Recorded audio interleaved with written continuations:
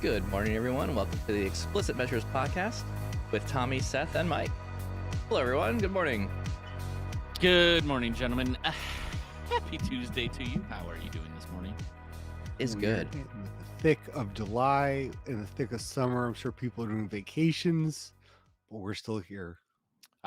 Hey, that's for after the podcast where I say, hey, guys, got activities coming up. But this time we're not going to do the remote ones, right? We're going to pre-record. I think that just works out. We're not following the times that much where we have to be live, so to speak. Hey, we're live as much as we possibly can be, like right now. Yeah. Well, I think last year we did out of Boston. Yeah, like right now. That's true. Last year we did out of Boston, and then you were somewhere in the mountains. I was in the mountains. Yeah, You that's were in right. the mountains. I was in Yeah. Colorado. That's right. So, Yeah. but we're live today. So we're here for you. Well, if you want to see more things live, there's actually a number of events that we have coming up, and we've been getting some promotional codes. If you want free discounts or if you want some money back, we can give you some discount codes here. So coming up September 12th through the 14th, September is becoming quite the month. There's a lot of things going on during September. So in September the 12th through the 14th, the Data Insight Summit, and you can visit datainsightsummit.us. You can use promo code 22 at checkout to get $100 off your ticket there. It seems like that one's going to be a very much heavy Power BI and data type summit. It's focused solely on a lot of the Power BI and data aspects of things. So that seems like a really good comment. It's coming to Chicago, so that's in our backyard, so we will be there. And then if you are attending the Microsoft Power Platform Conference, that's coming up September 20th through the 22nd. And if you want a discount code for that one, you can use a long code that I got here, MPPCMONTUG. I'll put it in the chat window so you can see what it is. It'll be in the podcast description too for those listening. Yeah, we'll throw them in there as well, just in case you want to get the discounts on the things. Anyways, so those couple conferences are coming up. I'm not sure I'm going to go to the conference down in the Power Platform. I believe it's in Orlando area. So if you want to go down to Orlando and enjoy some summer weather in September, I think it's pretty good down there. I think it's pretty warm. No, it's still like 90. Oh, Tommy would know because Tommy was down there. No, I've done enough Orlando's in September, so we're good. So Orlando in September, that's a no-go for Tommy. Really, it's like a 2-week span in February that works for Tommy in Florida. Really? Yeah. I've been down there a couple times during like November, end of November, or early December, and that's not bad. March is nice. Still sweating. You're still sweating. I have a very, very low or high threshold for, and we don't need to get into that. This is why you don't have insulation. Nice. You want to go to Florida in September. You'll have a great time. Go to Florida. I'm not going to deter anyone. That's hilarious. Awesome. Well, I'll drop these things in the chat window. And if you want to go join some of these conferences and learn some new things, I highly recommend them. There's definitely a lot of learning going on. A lot of other Microsoft MVPs are speaking at these various conferences. If you want to get engaged and learn some sweet tips and tricks and learn some stuff that you didn't know before, I highly recommend you go to some of the conferences. I really enjoy the in-person events. It's kind of nice that we're coming back to some semblance of some in-person events kind of coming out here. So kind of fun. All right. Kind of fun indeed. Moving on to today's topic. Tommy, give us a kind of runaround. We're talking about local and global models. Give us a little intro. If you do the honors today, Yeah, I feel like this is such. This is a topic. I like this topic. Yeah. I think this is one that I like. Would you do the honors explaining this one? Heck yeah, I'll do honors. I was just going to try and tee it up to somebody else here for a second. So, talking through so let's define. I like going through the definitions first. What is a local and what is a global model? How I would define it, and again, you guys may differ from me. A global model is purely something that is shared between multiple users, or you're creating the data model, and there's potentially other people who will be consuming it to make reports. So these would be, if you look at Matthew Roach's pyramid, and on his diagram that shows organizational level data models, the ones that are more important to the organization, those are the ones that I would consider global models. They're shared across multiple team members. It may be across a department. It may be cross departments, something along those lines. That model would be, and I think I'm solely talking about the model itself. And when I'm talking global models, I'm purely talking about the data model itself. There's no report attached to it. There would be a live connected report, but that's a separate file. If I'm talking local models, I'm thinking about this as something for a much smaller use case, a much smaller group, and maybe the data model and the report is linked together. It's the same file. It's all in one PBIX file. That's kind of how I would define it. Anything that would you guys define it differently? What do you guys think? Cool, we align. All right, good. Let's move on. Well, it's the realm of like a gold report, thin reports, right? Maybe. Basically, one way of putting it is a thin report too, where you have the data set, the global, and because in my head, I would say like the data set's the global model, right, or the global report, and then anything local is connected to it. Another way of putting it. I don't think I would define it. Okay. I don't think I would define it that way. I think I would say if we're talking, so I'm purely thinking about the modeling side of things. I'm not really thinking about the report build of elements. So I guess this could also go to this concept of, if I'm talking about a global model, what are the calculations or measures that are repeatedly used over and over again? What are those measures? The sum of the numerical columns. In a global model, I think there are different standards than a local model. You're going to have more robust documentation around it. You might even add more descriptions to it. I think your measures should be simpler. I think the data model schema should be a bit more simple. You shouldn't have as many snowflaking tables, and you kind of want a more simplified star schema, because I think people get overwhelmed if there's too much going on the data model side. I think I agree mostly, right? Like a local is either an individual or a small team, and technically more of the self-service kind of model in my mind, because part of this conversation also kind of rolls into the adoption, like of small to larger where in the organization does the data ownership live. So I would say a global is more of the large models that are owned by a BI team, or outgrow just the small team usage, right? Because yes, I'd agree. It'll be an interesting conversation, because I think there's a lot of gaps in the path from the technology perspective, and there's a lot that has to be done around process and building the right methods to grow up a local to a global, right? That kind of ground up sort of thing that we talk about a lot. But that's how I kind of think about these. So allow me to gauge the room real quick. Question for you two. Okay.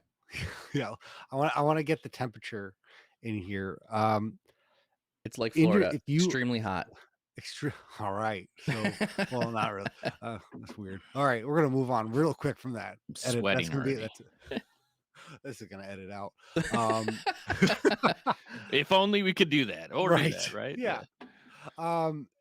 You're interviewing someone. They've never heard of this concept. Is this a deal breaker for you? Depends on what I'm hiring for. In this day and age. Depends on what I'm hiring for. If I'm hiring them for a report builder aspect, I'm not necessarily super bent on them understanding this concept.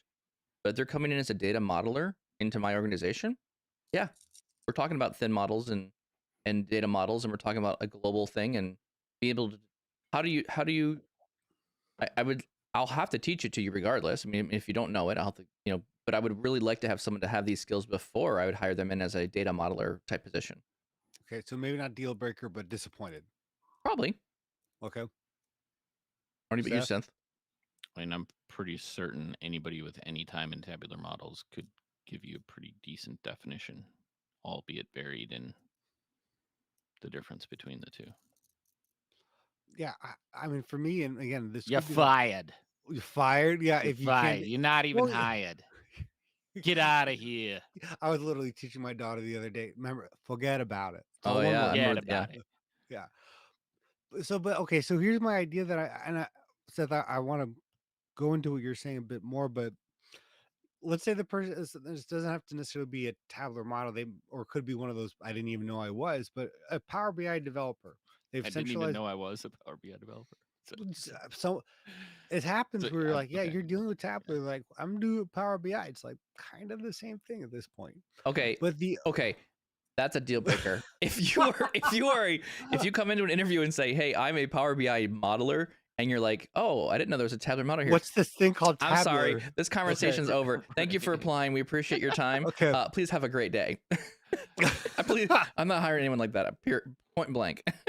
Okay. So they should do a little more research into what they do. Exactly. It's I a good would hope so. start. So Sometimes 100%. understanding the tools and technology underneath things is a good idea. I would agree with that yeah. one. I think my argument again, I don't know if it's a hot take if the room's already warm enough, let's say, but I think the idea is if you're working in some centralized BI team, or you're still one of those. There's a team of 4. We all do the same thing, but we're all working in Power BI.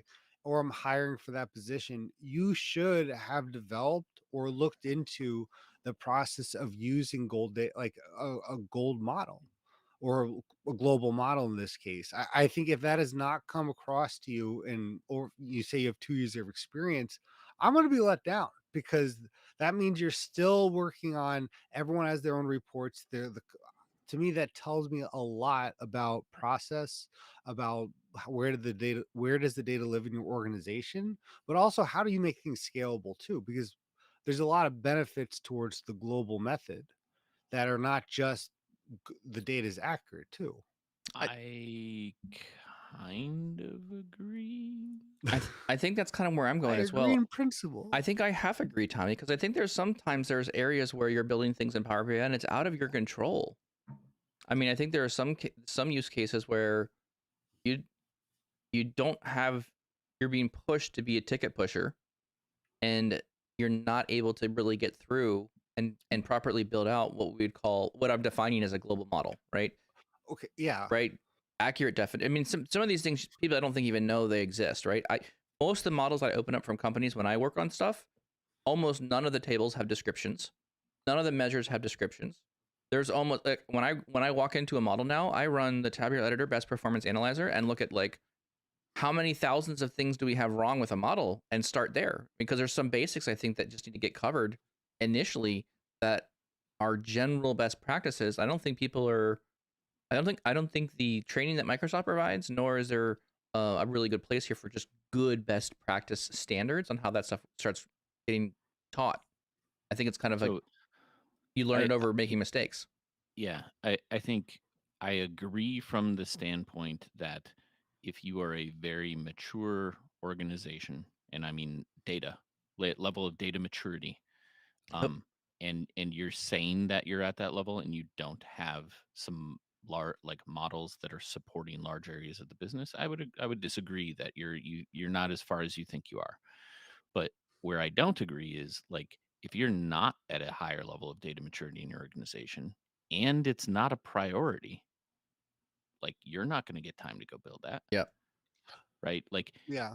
in many cases and in many organizations, like speed to insight is what matters the most, right? Yep. And you have to kind of weigh that between the tech debt that you're building within there or the understandings that you're developing as you're building those reports that could lead to larger organizational efforts to centralize, to remove a lot of the ambiguity. And I think, Tommy, what you've dealt with on the spectrum of like people actually questioning metrics from different departments, and because there's a lot of models out there, because there's a lot of reporting, but there are other like organizations that have no visibility, right? Sure. So that like you have to reach a threshold, I think, before that starts to really matter or become a priority for the business to solve. And that's why I agree with you. Like, yes, it's not pie in the sky, but it's in a realm of maturity that has to be there before an organization is going to prioritize it. Well, then allow me to half agree with your half agreement there. So, So now down to a quarter and of agreement. Okay. yeah, we are really finding I'm gonna some silver I'm gonna silver like lining here. 16.65% agree with what you just said there. Right.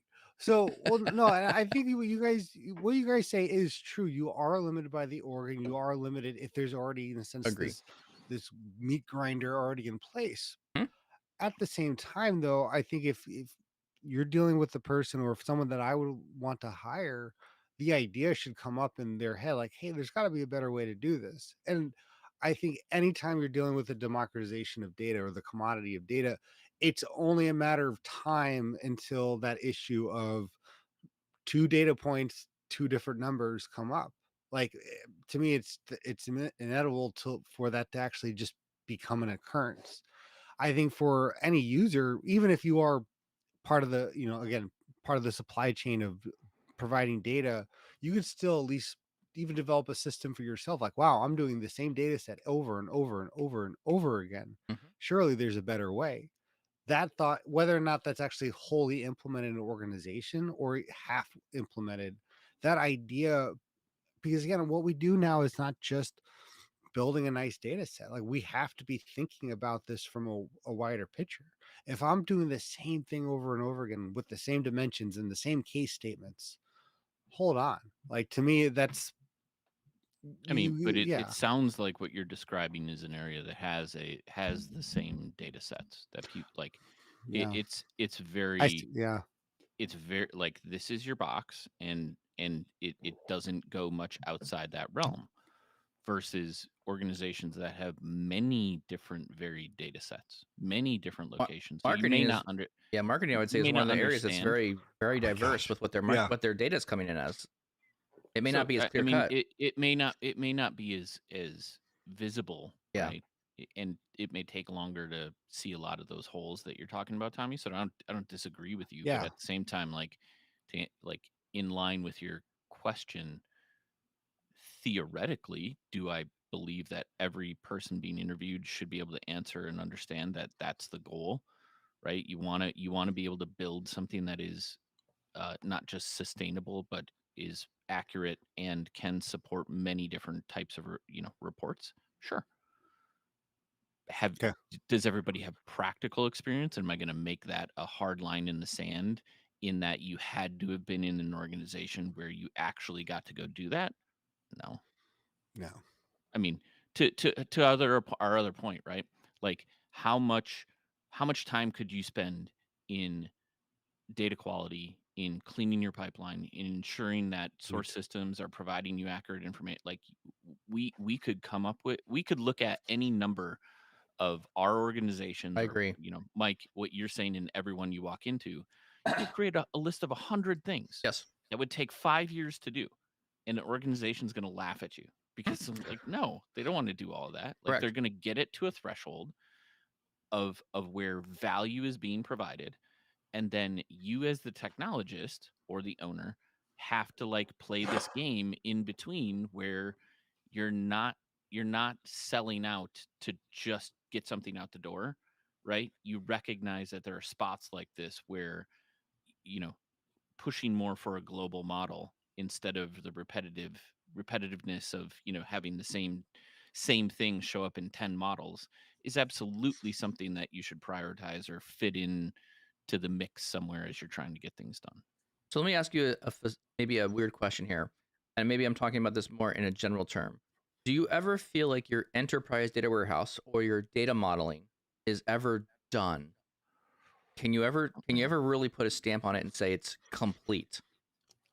And I think maybe to me that's Well, maybe some of yeah. the misnomer that I feel like that goes along with the EDW, or I think Seth, you were agreeing with me. I think this is a continual effort to continually put in place a process that can continually enrich and refine and improve the data regularly. I think it's going to be something you had to constantly revisit, and you try to mitigate or remove as many errors as possible, but I don't think it's ever done. What do you Yeah, guys I think? I would say the closest you can get is we're done for this week, but Yes, everything true. You can take a Well, I weekend think now. right. I, I mean, to me, there's always a good mix of both. Hopefully, right? Even when you're getting into really like, and you said enterprise data warehouse or like if your Power BI data set is that large and involved, like things change very slowly, Yes. right? And for good reason, because there's a lot of quality checks around that sort of large model, like that global model. And that's always been inherently the problem with building extremely large warehouses or Yes. whatnot, is you Yeah. add complexity that is really difficult to fit in sometimes, Mhm. because a simple change could change grain across the stretch, and you have to figure out how to like roll that in, Yeah. right? So that's why a smaller subset, or being able to peel out or just do a smaller model, is easier, because you're getting directly to the point, you're getting directly to the report, and you're providing value faster.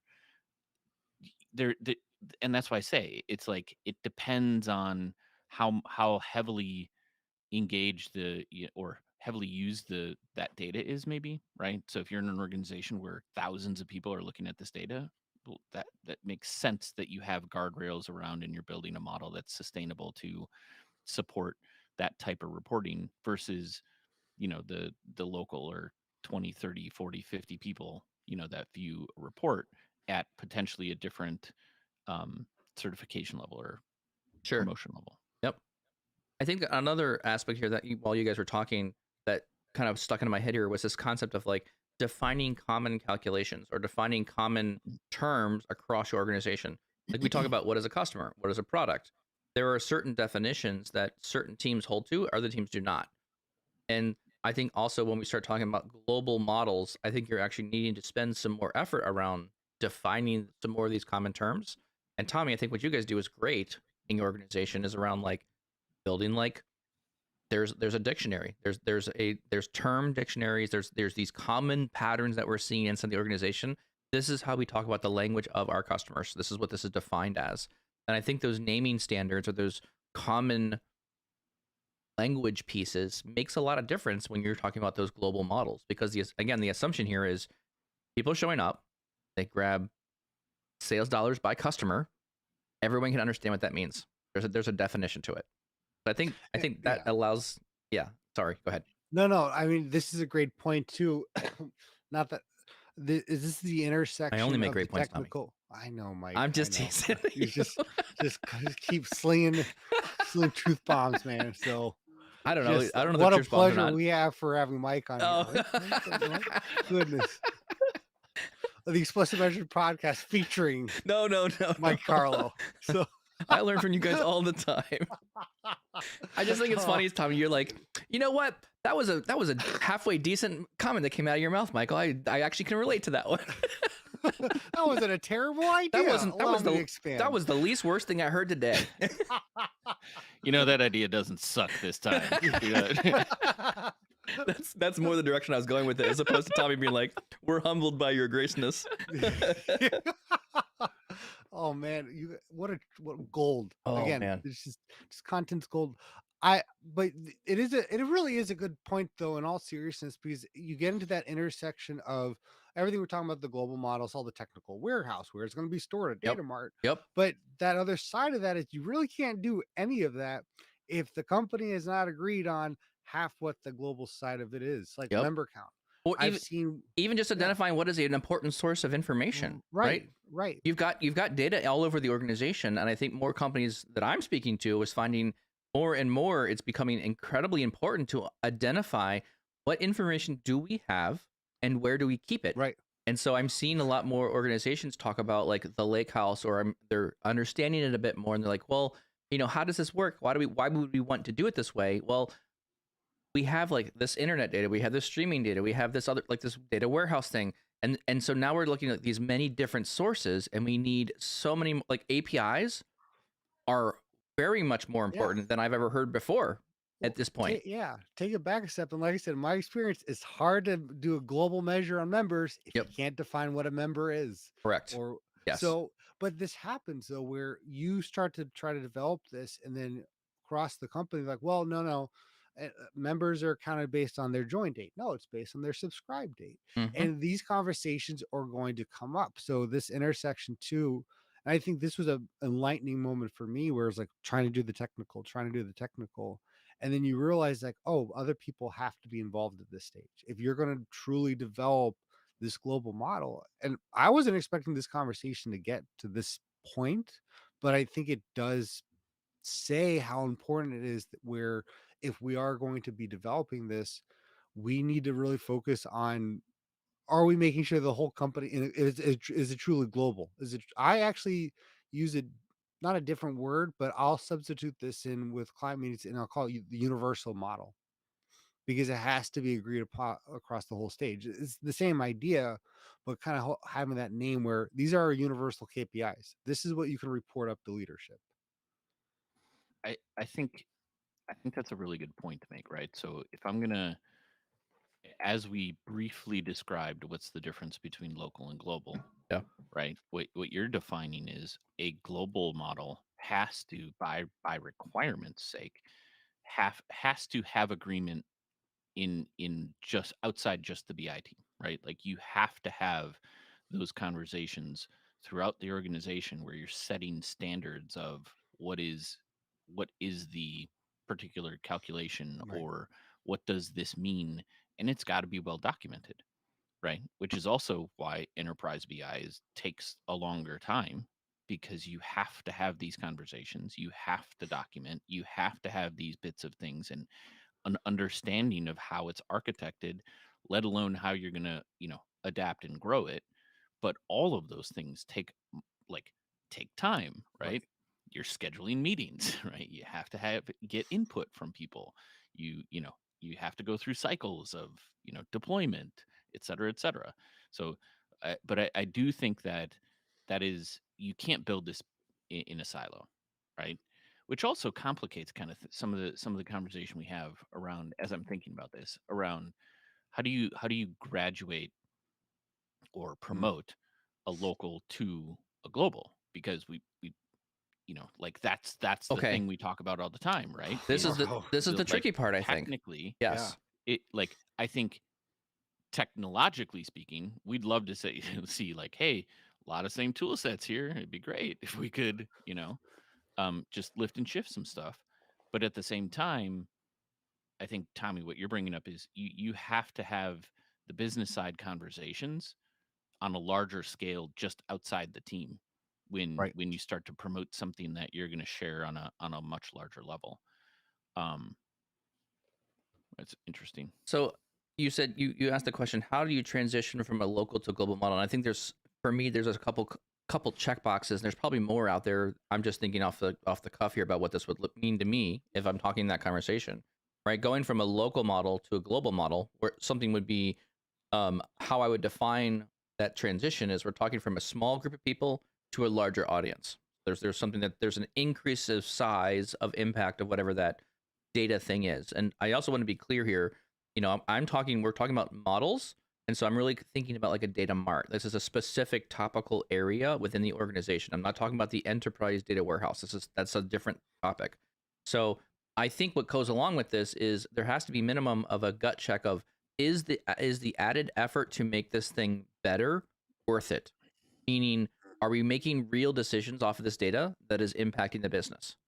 If I want just a model that is built out of some frivolous things that are going to only impact a minor amount of people and we're not making decisions off of it, I wouldn't recommend an organization to spend time improving it or making it a global thing.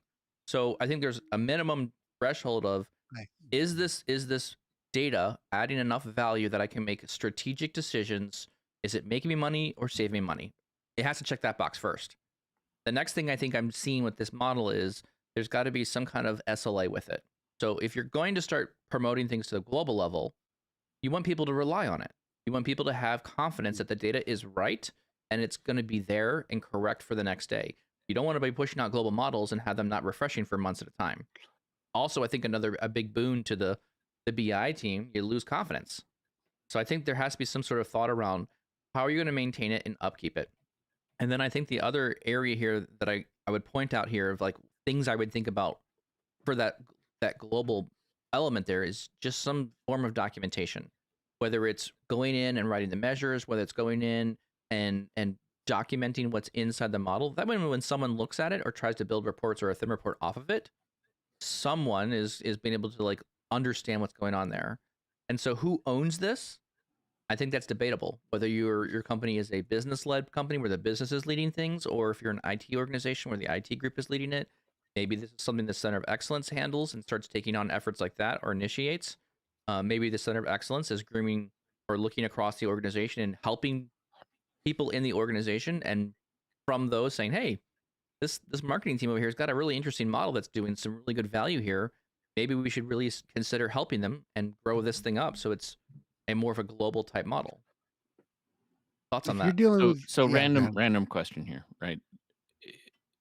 Does the BI team always build global models, regardless of how large they are? Not sure if they build them initially, but I do think they have a hand in maintaining them moving forward. And maybe that's a naive So perspective on that. but what I'm getting at is, right, there's I think Mark in the chat was saying, you Yeah. know, if Who somebody's does this? no, well, if somebody's getting like valuable data, right? Somebody's getting a performance paycheck based on a report. Like that, in my mind, kind of changes the definition of a global model. Like it's not this, it doesn't have to be this behemoth, but is is a global model synonymous with trustworthiness and all those things that I, you're outlining from a data quality perspective? I think it has to have some of that. I was going to say, does this constitute any global model being certified or promoted? Is that where you're I getting mean, at, Seth? well, like what constitutes a global model? Like is Yeah. it could be, so I think where I It doesn't was have to be initially massive, going I don't is like think. this is a big large model that's supporting, you know, almost a warehouse in tabular model form, right? But this kind of changes the or shifts the conversation to, well, is a global model just something that is has a promotion level or is certified at some level and people can trust the data, and that's you know what we're saying is more important, or maybe it's just part and parcel with it. So I would say two things are done to your comment. One was does this model have to be very large? I don't think necessarily it has to be a large model. I think what I observe is the models that are global tend to have more information because it's encapsulating more content around the organization, and generally are all the sales records, all the customers. It's more of an encapsulating perspective of how the business is being run. So I think maybe generally they're typically larger, but I don't think it's a requirement in my mind that it has to be this massive monolithic like huge model for it to be global. Now, where I think maybe where I'm leaning, maybe I'm talking myself out of it here as we speak, but but you know, if I'm going to spend a lot of effort making something that's global, I want it to impact the most amount of business, the largest effect of the users, the largest user base, right? If I'm looking at all the reports that are being produced in our organization, right? I want to spend my effort on as the BI team or you know, a lead in that center of excellence. We want to spend our effort on making sure that it makes the largest amount of impact, which might be Yeah. required to have a lot of information across the Well, organization. I like that question, Seth, because it's beginning to really make me think, like, are they interchangeable? Like, if you're going to really have a global model, it's what requirements does it have to meet? And is that really the same as something in the sense that's promoted or certified that gets basically a badge? And I think a good part is, yeah, like if I'm I would gonna agree. introduce a global model, right? I'm probably gonna be creating multiple reports out of that, right? I'm gonna be Yes. so it's going to have it has to have that lineage, some lineage at all, you know, I think that's a good indicator. Can you right? build multiple reports from this data set? y- I think that's a good You indicator probably of something should that be should be right. considered as a global model. Yeah. Are the KPIs or the metrics in there something that the company reports to? So is it cross department or cross platform, as you want to be called?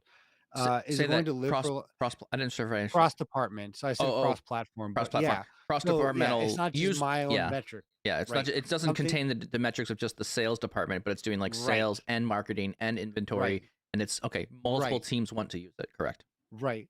And again, is it going to live long? It's not an ad hoc thing. I think in all those, literally wrote down is global certified.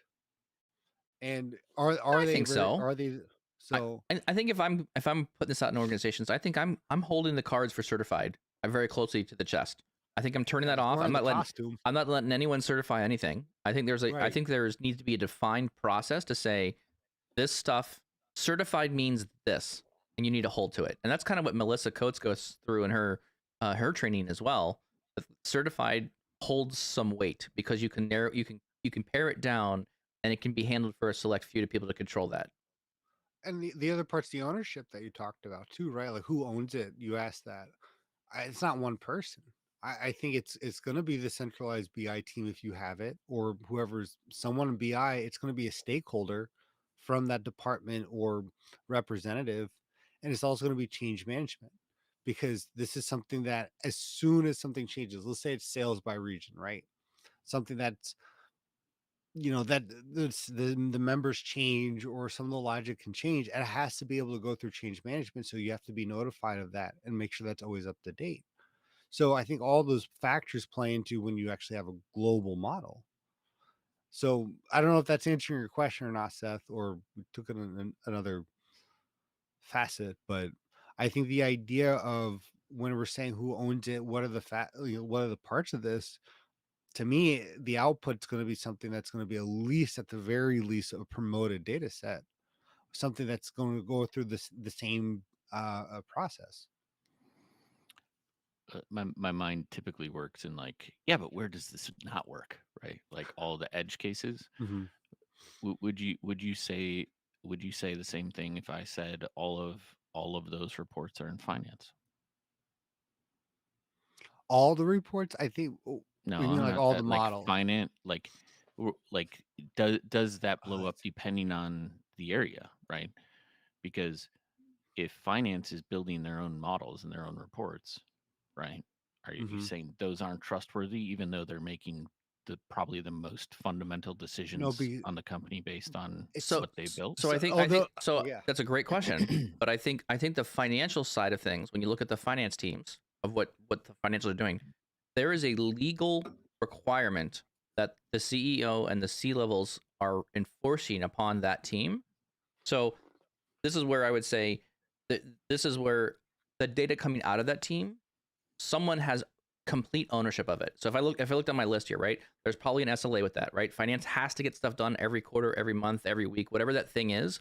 There's a cadence going with That's a it. good point. So there's already an SLA with it. There's probably lots of documentation with it. Even if you call the Excel sheet, it's documentation. There's probably rigor around here's how we calculate it, here's the formulas, and there's also Thorough testing. thorough, because if you get this stuff wrong, people go to jail, frankly. Like this is like a big deal. Right. And so you look at like does it, again, this is ticking all the box in my mind of like this is something that's required. Like, has it been reviewed by multiple people? Yes, there's probably like a senior finance person, probably some juniors that are working on it. Someone's looking over it, making sure that this makes sense. It's maybe a large amount of data, but this could be financial data for an entire company. This is probably touching every single department, all costs, all expenses, all revenue. So it's a very large data set. Are you building multiple reports off this model? Yeah, probably. And then will multiple teams find the financial data valuable? Yeah, perfect. So even though it's the finance team, I think you are doing rigor around what that data is doing. How is it? What's the SLA? If there's questions to it, there's a team of support people that can be answering those questions. And one of the things I wrote under near my bullet points under SLA was, can questions be asked of the integrity of the data? And is there a team or person responsible for answering those questions? And in the finance realm, yeah, for sure. There's definitely someone in the finance team. If there's any kind of questions against what's happening financially, someone's got to point out and be like, oh, yeah, here's the answer. I can give you the answer for that, why the data is saying the way it is. So, yes, that may be a department, but for sure, the things that department is producing is out of a quality of global type templates or And who it global type affects. data models. Yeah, and global effects. How would you define a financial model that is supporting the business? Is that local or global? I'm saying it's global because I think it affects so many things in an organization. But they don't understand Well, anything about modeling. They don't understand the performance. They it don't becomes migrated. Well, so that's where partnerships between, I think, the whoever is the, so if you're doing these Yeah. things in Excel, right? So I would say, bar none, your sharpest people in Excel are the finance teams.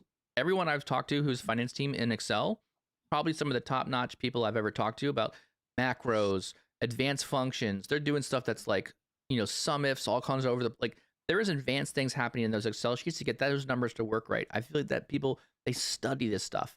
And so I would feel like they clearly know how to model the data. They clearly know, but they're just not using the Power BI to do all that stuff yet. I think this is where the BI team comes in and starts producing or helping to produce models that could come out of that team that would be considered good best practices from a modeling perspective.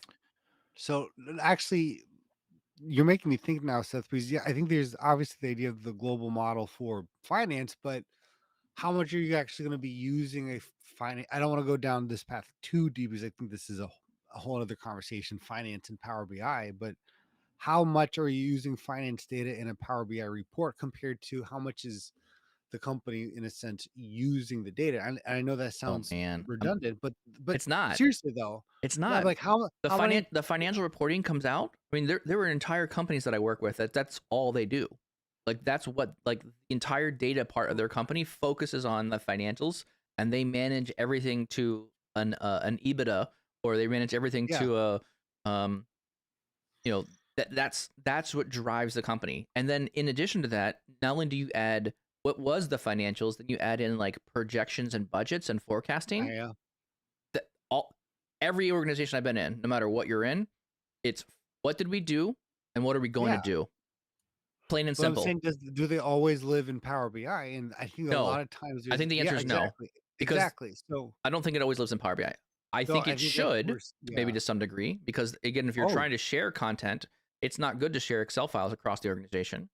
Mhm. But the financial systems of your organization may not Yeah. allow for Power BI to be like the central reporting of all the Right. financial information. So yeah, and I think I'm gonna disagree and just I think Allowed, I think I'll allow it. if I'm looking at local and global, right? I think a financial model, typically from what I've seen, is probably the ultimate version of a local model because it doesn't have a lot of some of the enterprise backbone that we would otherwise implement from a um, support perspective in a lot of the SLAs that you're talking about. I think it does have clear ownership. I think it does have somewhat of a security around it because Yep, they're very cognizant of who has access, agreed. but doesn't necessarily understand how access is granted or uh, could be gained.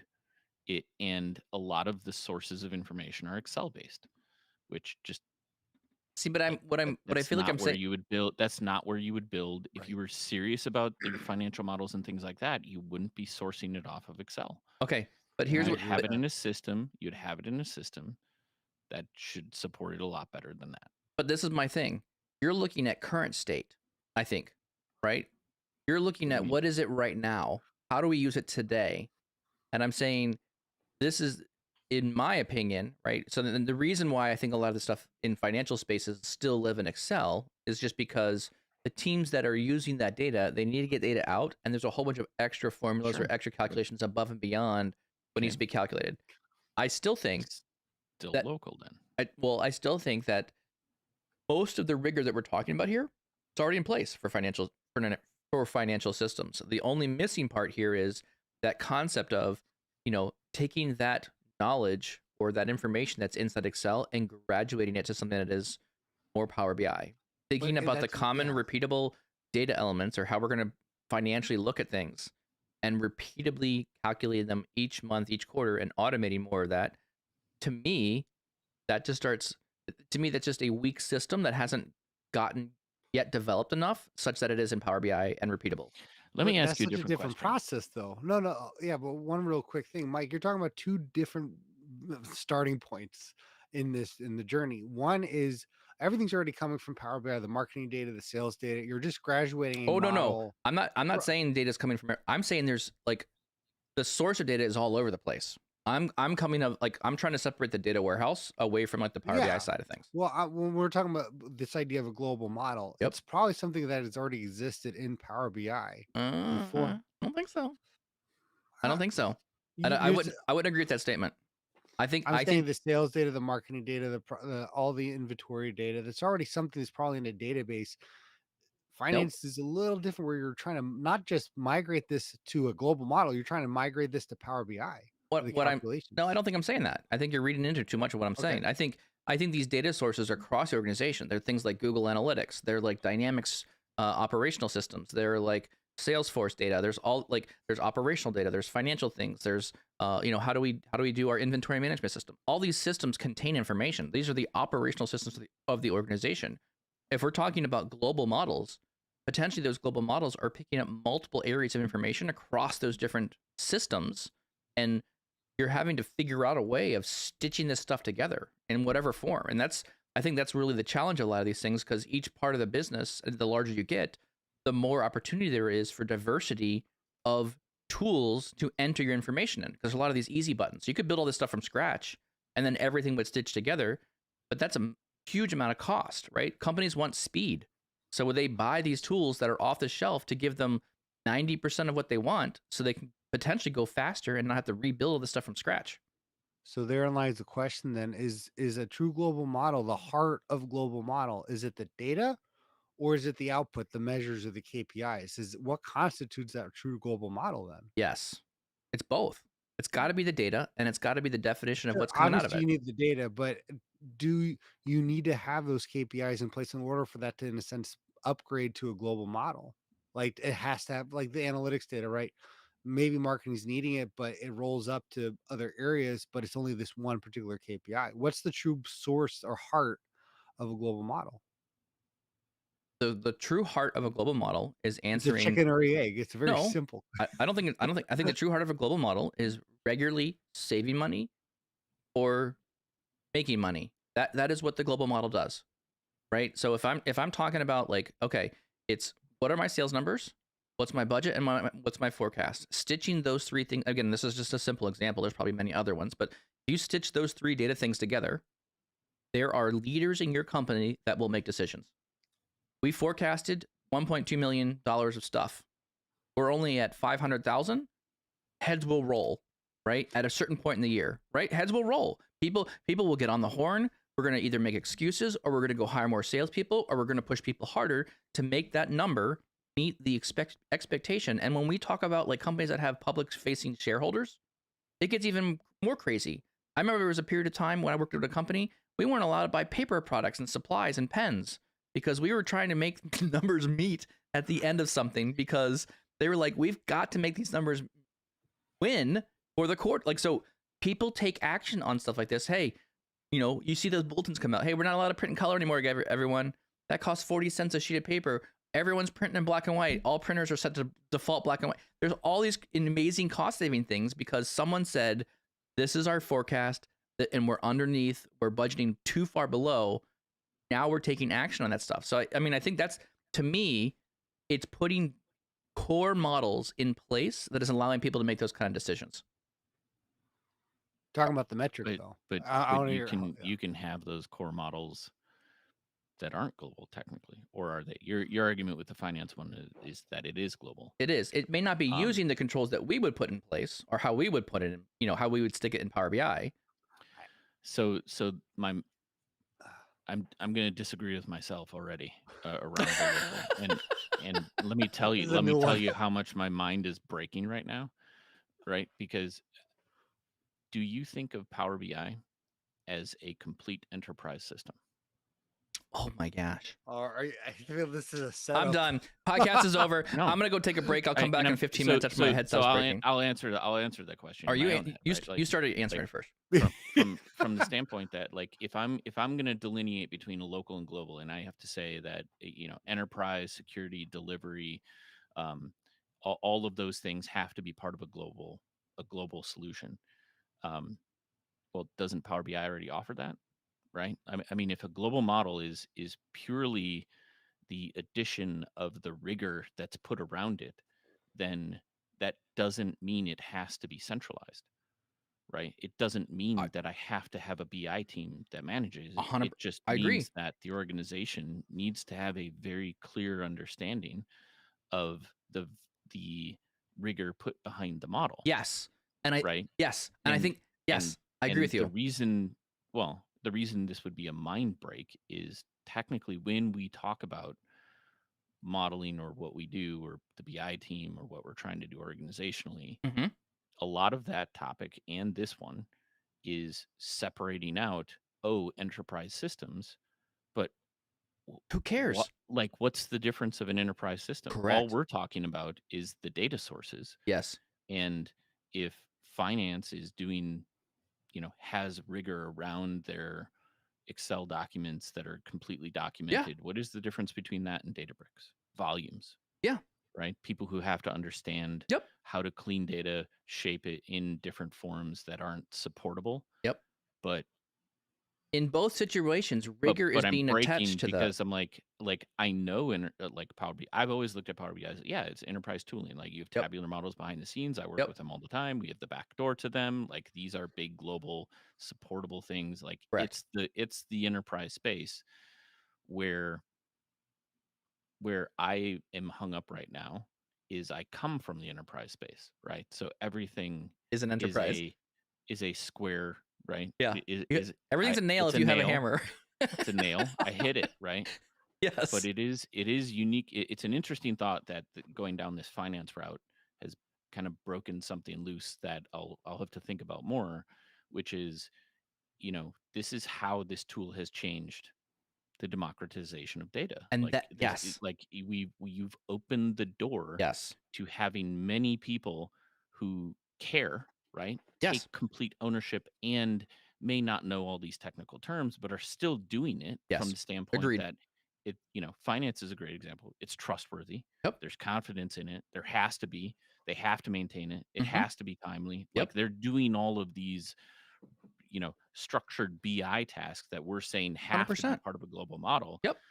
But They're just doing it it's in not on Excel. an enterprise system, Correct. right? And Like, the I source of the data is different, correct. but Power BI allows them to go end to end and deliver for the organization what it needs. Now, could it also help, I guess, from a BI team member engaging, and we Oh, certify it, or we 100%. make sure that it's well documented and Yep. parts of the organization know that? Yeah, I believe so. But And I think that is that speaks a more to the prerequisite data. for it being targeted as technically, you know, a, a global model that supports a lot of the decisions around your other point, which is, are you making money or saving money? Because Well, that department would own that. Yeah. and Well, let's not and forget, they yeah. and when if the financial team does something wrong and puts a price down wrong on a part or improperly costs a product, and there's some who does the where does the buck stop? Where who gets blamed? It's not the marketing team. It's not the supply chain team. It's the financial team. They get blamed for having the incorrect cost on a product. They fix it and then they move forward. So like there's so even though they're using this medium of Excel, I'm not necessarily saying that data asset is not something that is important enough to the organization to make like key decisions. Where I think I'm going with this conversation is I can identify what a global model is, I think, pretty clearly. I feel like I have a good rounded mind. Like I can put walls and gates around what a global model is. I don't think I could define for you as well a local model. So I think in this situation, what is a local model versus global model? I think I'd rather define a global model and say everything else is local. I'd rather say, like, here's what I define global as, and then everything else that we're talking about fits forms of what a local model is. And then I think what you talked about way earlier, Tommy, was now the transition happens of, okay, who who and where can you identify where are the potential for global models? Where do they live? And how do you take something that was not global and make it global? And I think that's maybe a separate conversation altogether, Yeah. but like I think also incredibly valuable to a company. Being able to take that skill and identify where those things are and how to make them better so that they are relied upon. Yeah, and I think that part definitely I want to expand on it. I think another episode, but just a quick thing for those who are listening. Like, well, I'm not necessarily don't deal with finance. You deal with this situation. I think this is going back to again when we're dealing with anything that's going to be global. We have to deal with the people because I guarantee you all those Excel sheets that are being utilized. I mean, it's Excel. Excel can be complicated, but it can be replicated in a Correct. sense. Yep. It's not necessarily they're building their own software with their own code. And again, a lot of times too is it's not necessarily scalable that I've seen as well. It's like you can't take what they're doing and say, okay, we're just going to automate this, right? Because it's someone's head knowledge, or you're dealing with, this Excel sheet and these few Mm, Excel sheets. Well, no, but they're I would say anytime you're dealing with I would s- Excel, you're dealing with someone's configuration, oh, and maybe agreed, you might have something advanced. But but my point is, I wouldn't say it's not automatable though. That's what it's I'd fight you on that one. not impossible to automate, but it's not direct. Not There's a lot of easy, maybe. situations. Yeah, there's a migration that would have to occur. And I think when we're dealing, especially something with finance, that now we're dealing with people, right? You're dealing with a group of people who had their own situation, and you're trying to say we're going to migrate this into a common database or do a Power BI Oh, report. I don't think you're gonna. I've had weeks to try to convince someone it No, was no. secure, You and they're arguing against Excel, you will never rip out of their dead hands an Excel file out of there. Like this right? is a pure tail. You need a tail needs to wag the dog in So this situation. You have to come in and show them like, hey, there's a better right, way. Hey, did you know about Power it, Query? Did you know about these things? Let's like you have to teach this is where the data culture comes in. Either right, that initiative comes in from the top and says, hey, this logic is too important for us to continually rely upon this in Excel. And if XYZ people win the lottery and go off and leave the company, we're in a world of hurt and we don't have any standards around this stuff. right. That's a risk to the company, and someone higher up needs to say, we need to automate this. Let's dive into what this is doing and understand their processes, because I guarantee you what the finance team is doing, they're cleaning a lot of data of other junk across the organization. So when you dig into what finance is doing, the reason it's all in Excel, the reason why it's so complicated is because there's dirty data all across the organization and it's not clean. And so what they're doing is they're fixing problems with data in addition to running all the financials of the company. I guarantee you it's happening at some level. And this is why, maybe that's why we see some of the best solutions in Power That's BI in the right, finance team. that's what I'm saying. I mean, right, like They are the easiest team to work they're with. Too. easiest, like they get it. They understand automation, they understand Power Query, they understand getting data from sources. The data, like here's what the data was, here's what to transform it to. Very sharp people, and the rigor in which we can verify numbers, astounding to me. Like so good. I and absolutely love working with financial teams. and this is why if I meet a Power BI developer who's never thought of this, I'm a little worried. Anyways, I think this is a good time to break here, but this has been a really good discussion. I didn't think we were going to go down the whole financial route here, but I think that was a really interesting diversion here. And I think, we talked a lot about financial teams and how they handle, potentially local and global models. I think there's a lot more implications across other parts of the organization, engineering, operations. There's a whole bunch of other really strong areas for the same kind of methodology. But I think the fact that we all have experience working with financial teams, this is kind of what we landed on. Yeah, it's been fun.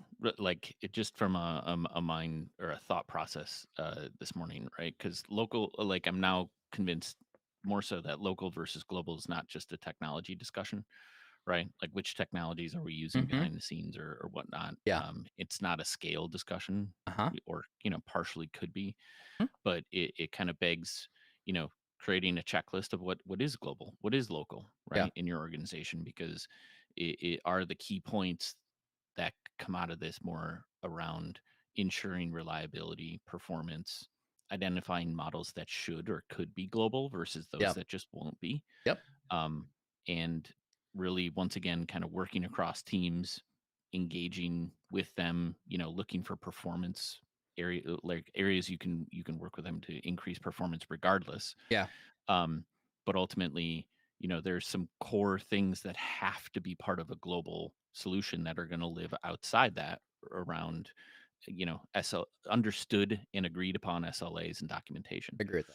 So Yeah. it's fun. It was a fun conversation. I think this conversation deserves part 2 on the Another local conversation. side. I think this Yeah. conversation deserves another conversation.